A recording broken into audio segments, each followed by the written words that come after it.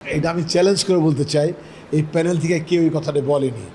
বিচ্ছিন্নভাবে কে বলেছে সেটা দায় কিন্তু এই প্যানেল নেবে না। নির্বাচন আছেন শিল্পীরা, যারা ভোটার, তারা প্রত্যেকে একজন বিশেষজ্ঞ, অনেক জ্ঞানী, প্রত্যেকেই অনেক ব্রিলিয়ান্ট, নানান চরিত্রে অভিনয় করে এরা। এরা রাজা হয়, এরা ফকির হয়, এরা নায়ক হয়, এরা গায়ক হয়, সবই এরা হয়। তো এদের আসলে মন জয় করা খুব মুশকিল। যে যাই বলি না কেন, তারা যাকে ভোট দিবে তাকেই দিবে। এটা আমি চ্যালেঞ্জ করে বলতে চাই, এই প্যানেল থেকে কেউ এই কথাটা বলেনি। বিচ্ছিন্নভাবে কে বলেছে সেটা দায় কিন্তু এই প্যানেল নেবে না, একদম 100%।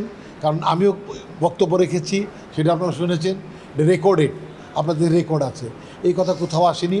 মুক্তির সাথে আমি কথা বলেছি, she is very close friend of ভাই। ও বলছে না, তোমরা কেউ বলো না।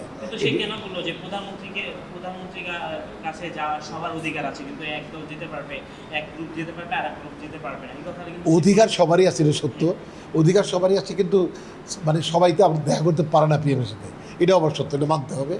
তো যারা খুব ফোকাস পিএমের সাথে লিঙ্কে আছেন, যোগাযোগ আছে, তারা হয়তো বেশি সুবিধা পাবে। এটা যে কোনো প্যানেলেরই হইতে পারে। এটা নিয়ে কোনো মন্তব্য আমি আমার প্যানেল থেকে কেউ করেনি। স্পষ্ট I am giving a challenge again, যে কেউ বলেনি আমাদের প্যানেল থেকে। এটা হয়তো হ্যাম্পার করার জন্য কেউ কেউ চেষ্টা করছে, কেউ কেউ বক্তব্য রাখছে শুধু প্যানেল হ্যাম্পার করার জন্য। 3 তারিখের পরে এই কথাটা আর থাকবে না। আগে আমরা নির্বাচনে দেখেছি যে রাজনীতির প্রভাবটা খাটিয়েছে অনেকে, আপনিও দেখেছেন, অনেকে বলেছে। এবার কি সেরকম কোনো কিছু হবে? আপনি দেখতে থাকবেন, 4-5টা ইন্টারভিউতে বলেছি এখানে কোনো রাজনীতি হইতে দেবো না। এফডিসির বাইরে হবে, ভেতরে কখনোই না। যেহেতু অরাজনৈতিক সংগঠন, এখানে রাজনীতি হইতে দেবো না। আমি চ্যালেঞ্জ করে বারবার বলেছি। বড় প্রেস যেদিন করলেন আপনার, ওই দিনই আমি বলছি রাজনীতি হবে না। আবার বলছি, সিরিয়াসলি বলছি, রাজনীতি হতে দেব না, না, না।